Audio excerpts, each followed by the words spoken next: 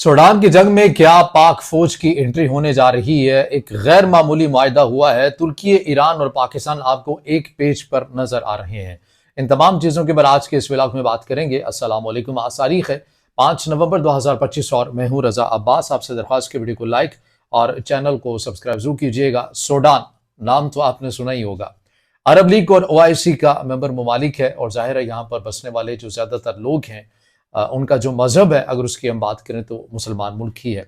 मगर उसके बावजूद भी आखिर क्या वजह है कि 2 से ढाई साल हो चुके हैं इस मुल्क के अंदर जिस किस्म की सफाकियत और खून रेजी का आलम है, कोई भी बड़े पैमाने के ऊपर, ना ही बैन अवी सतह के मीडिया के हवाले से, ना ही मेन स्ट्रीम अगर पाकिस्तान की मीडिया की भी बात करें तो कोई उस तरह से बात करने के लिए तैयार नहीं है। और बिलखसूस मगरबी मीडिया को तो छोड़ दीजिए, आप मुसलमान ममालिक की अगर बात करें तो आपको उस तरह से ज्यादा कोई बात करते हुए नजर नहीं आते। अल जजीरा ही की बात ले लें, उस तरह से आपको बैक टू बैक रिपोर्टिंग करते हुए नजर नहीं आते। तो आखिर वजह क्या है? सूडान के मामले में ऐसा हो क्या जाता है कि इन बड़े बड़े मीडिया आउटलेट को खामोशी जो है वो इख्तियार करनी पड़ती है? उसकी मुझे जो अभी तक समझ में आई है, शायद ये वजह होगी कि चूंकि मुसलमान ही मुसलमान को मार रहे हैं, तो लिहाजा ऐसा ना हो कि मुसलमान मीडिया ही जिक्र करना शुरू कर दे तो वो मुसलमान कम्युनिटी की बदनाम हो सकती है। मुझे तो फिर घूम फिर कर एक ही वजह जो है वो एक नजर आती है। बहरहाल हुआ क्या है अब तक, इस वीडियो को आखिर तक आपने जरूर देखना है और इन तमाम चीजों को हमने हाईलाइट करना है, माजी से लेकर इसका जो पस मंजर है वो, और अभी जो कुछ हो रहा है और वो क्यों हो रहा है, और पाक फौज का किरदार, ये इससे मुतल्लिक जो बातें हैं वो क्यों की जा रही हैं, और तुर्की और ईरान का किरदार भी बड़ा कलीदी है इस सारे मामले के ऊपर, वो भी हमने आपके सामने रखना है। अब मामला यह है, जो बताया जा रहा है कि इस 2 से ढाई साल जंग के अंदर जो नंबर्स बताए जाते हैं बड़े इंतहाई होलनाक हैं। 1.5 से 2 लाख लोग मारे जा चुके हैं। 1 करोड़ से ज्यादा शहरी हिजरत करने पर मजबूर हो चुके हैं।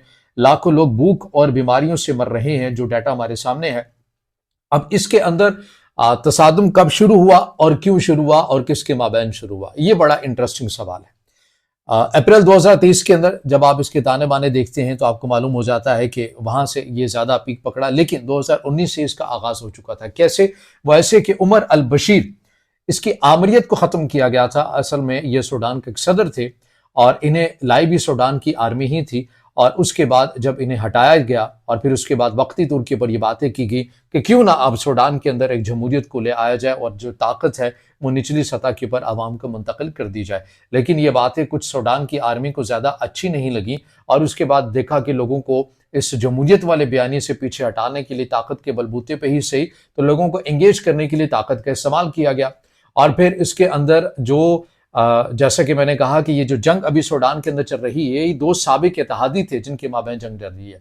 सूडान की जो आर्मी थी, और बुरहान आई थिंक गालिबन उनका नाम है, जिनसे मुतल्लिक बताया जाता है, अब्दुल फातह बुरहान उनका नाम बताया जाता है। उन्होंने एक मलेशिया का सहारा लिया था सूडान के लोगों को एंगेज करने के लिए, अपनी मदद करने के लिए। और फिर उसी जब उससे मदद ले ली गई और उसी सूडान की जो आर्मी है, ये जो इनके हेड है अब्दुल फतह बुरहान, इन्होंने उस शख्स को जो उस मलेशिया का सरबराह था उसे एक रैपिड फोर्स बना ली और उसका एक सरबराह बना दिया। अगर मतलब इस मामला इतना अगर आप समझना है आसान लफ्जों में, ये ऐसे ही है जैसे पाकिस्तान की एक आर्मी है और एक तरफ FC है।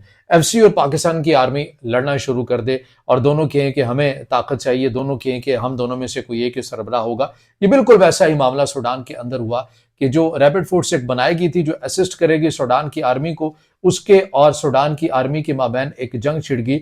यानी दोनों अपनी फौज के सरबराह तो थे, लेकिन लड़ाई यह थी कि बिग बॉस कौन होगा। इसके ऊपर लड़ाई छिड़ते छिड़ते इस हद तक आ गई कि जो खित्ते की जो बड़ी बड़ी ताकतें थी उन्हें भी मौका मिल गया।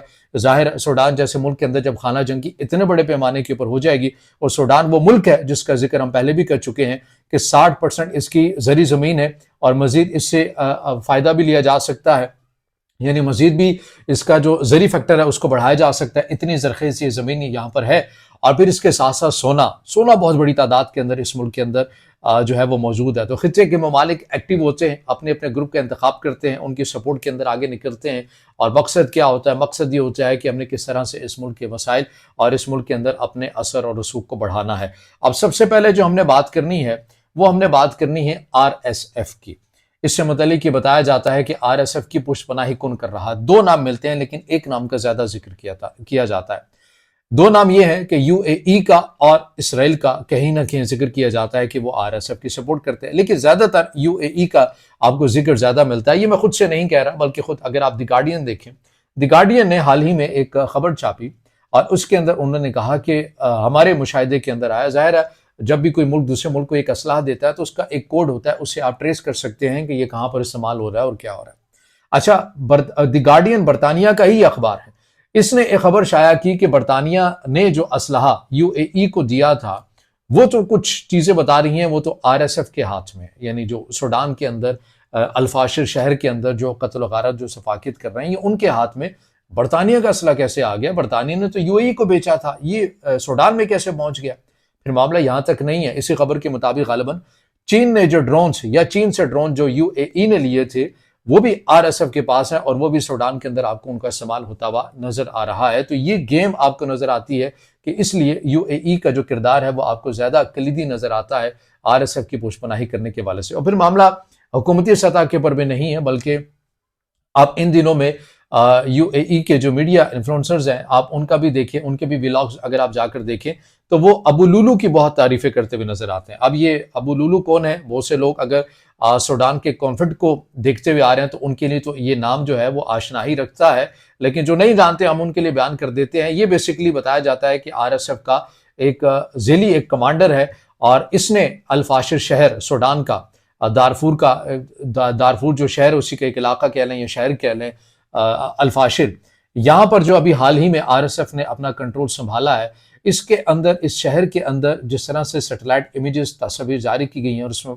देखा यह गया है कि हर घर के बाहर लोग पड़े हुए हैं, उनको मार दिया गया है और वो जो बड़े पैमाने के ऊपर जो कत्ल वगारत जो चीजें हुई हैं वो इसी की कमांड में हुई हैं या फिर इसी कमांडर अबू लुलू ने की हैं।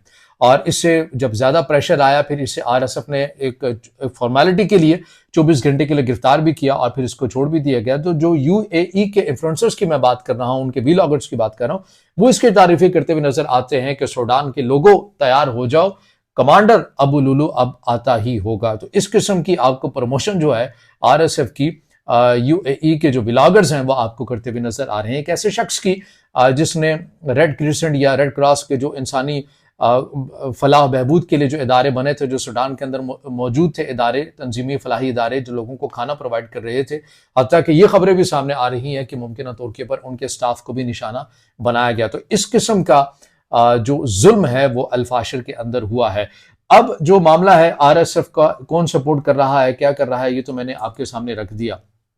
अब आपको यूएई इसको सपोर्ट क्यों कर रहा है, यह सवाल भी बड़ा जानना जरूरी है। जैसा कि सूडान के खदोखाल में आपको बता चुका हूं, यूएई अगर आप में से बहुत सारे दोस्त गए हो तो वहां पर जाकर आप गोल्ड मार्केट देख सकते हैं कि गोल्ड मार्केट देखकर यूएई की ऐसे ही लगता है कि जैसे यूएई खुद ही सोना बनाता है और यहाँ पर उनके मुल्क के अंदर बड़े पैमाने के ऊपर सोना पाया जाता है। लेकिन बताया यह जाता है कि यह आरएसएफ की पुष्पनाही की बहुत बड़ी वजह यह है कि सूडान के अंदर जो बहुत बड़े पैमाने के ऊपर सोना मौजूद है वहां पर उसे गैर कानूनी तौर के ऊपर यूएई मुंतकिल किया जाता है और यहाँ पर फिर उसको लीगल बनाकर उसको बेचा जाता है। तो ये एक कंट्रोल इन्फ्लुएंस की एक लड़ाई आपको सूडान के अंदर नजर आती है, जहां पर हजारों लाखों सैकड़ों लोग जो हैं वो भूख अफलास के भी नजर हो चुके हैं और उन्हें निशाना भी बनाया जा चुका है।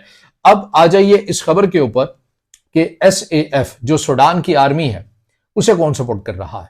इससे मुतालिक बताया जाता है कि मिस्र उसको बहुत सपोर्ट कर रहा है और इसके साथ साथ तुर्की का नाम आता है, ईरान का नाम आता है, सऊदी अरब का नाम आता है। अब ये सभी जो ममालिक जो सूडान की आर्मी को सपोर्ट करते हुए नजर आ रहे हैं, नजरियाती लिहाज से भी और अपनी सिफारतकारी के लिहाज से भी सारे ममालिक अलहदा अलहदा एक पॉलिसी रखते हैं, लेकिन यहाँ पर सारे जो मिलकर हैं वो सूडान की आर्मी को सपोर्ट करते हुए नजर आते हैं। आपको याद होगा खर्तूम के अंदर भी आरएसएफ और सूडान की आर्मी जो है इनके माबैन एक बहुत बड़े पैमाने के ऊपर जंग हुई थी। खर्तूम का इलाका जो है वो सूडान की आर्मी ने अपना उसके ऊपर कंट्रोल बरकरार रखा था और ये फिर दावा किया था कि अब हम बहुत तेजी के साथ आगे बढ़ेंगे।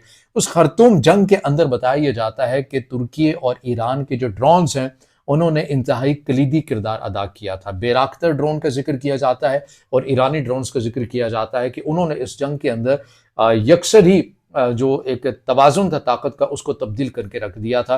तो इसलिए तुर्की, ईरान और सऊदी अरब से मुतालिक कहा जाता है कि सूडान की आर्मी की जो है वो आपको सपोर्ट करते हुए नजर आते हैं। अब पाकिस्तान का किरदार इस सारे मंजरनामे के अंदर कहां से आ गई? ये पाकिस्तान क्या सूडान के अंदर जाएगी? अगर जाएगी तो किसकी तरफ होकर लड़ेगी? ये क्या बातें हो रही हैं, इनके अंदर कितनी हकीकत है, क्या सदाकत है, ये मामला क्या है, वो अब आपके सामने आखिर में हम रख देते हैं। अब इससे मुतालिक बताया जा रहा है कि पाकिस्तान और सूडान के दरमियान एक दफाई मुआहदा हुआ है। एक मुआहदा 2025 अगस्त 2025 में हुआ, जिसकी मालियत बताई जाती है 1 बिलियन अमरीकी डॉलर। इसके अंदर भी कुछ अस्करी साजो सामान था, वो पाकिस्तान की तरफ से सूडान आर्मी को जाना था। ये सूडान आर्मी की बात कर रहा हूं, RSF की बात नहीं कर रहा। फिर इसी तरह दूसरा जो मुआहदा अक्टूबर 2025 के अंदर हुआ है, इसकी मालियत 230 मिलियन अमरीकी डॉलर बताई जा रही है। और ये बताया जा रहा है कि किसी थर्ड पार्टी के जरिए हुआ, यानी डायरेक्ट पाकिस्तान के जो अस्करी इदारे हैं वो पाकिस्तान सूडान की आर्मी को नहीं देंगे, किसी थर्ड पार्टी के जरिए इन तमाम चीज़ों को किया जा रहा है। इसके अंदर असलहा, ड्रोन, तरबीती हथियार, बख्तरबंद गाड़ियां और दीगर जो टेक्नोलॉजीज हैं वो भी मुमकिन तौर के ऊपर शामिल हो सकती हैं। पाकिस्तान ने सरकारी सतह के ऊपर सारे मंजरनामे की तस्दीक तो नहीं की है, इस एग्रीमेंट की तस्दीक नहीं की है, लेकिन साउथ एशिया इंडेक्स या इन जैसे जो दीगर प्लेटफॉर्म है इनके अंदर ये रिपोर्ट हुआ है कि पाकिस्तान और सूडान की आर्मी के माबैन अस्करी एक जो मुआहदा है वो हुआ है और उसे इंतहाई अहमियत की नज़र से देखा जा रहा है। तो सूडान के अंदर क्या खेल रचाया जा रहा है, कौन क्या कर रहा है, कौन सा मुल्क किस साइड के ऊपर आपको नजर आता है और असल जो ताकत या असल जो लड़ाई है उसके मुहर्रकात क्या हैं वो आपके सामने रखे हैं और पाकिस्तान के सारे मंजरनामे के अंदर क्या किरदार है, क्यों बातें की जा रही हैं, ये तमाम चीज़ें इंतहाई मुख्तसर वक्त में आसान अल्फाज में आपके सामने रखी हैं। अब इससे जुड़ा आपका कोई सवाल हो या राय हो तो ज़रूर कमेंट कीजिएगा, वीडियो को लाइक कीजिएगा, दोस्तों के साथ शेयर कीजिएगा और चैनल को सब्सक्राइब भी।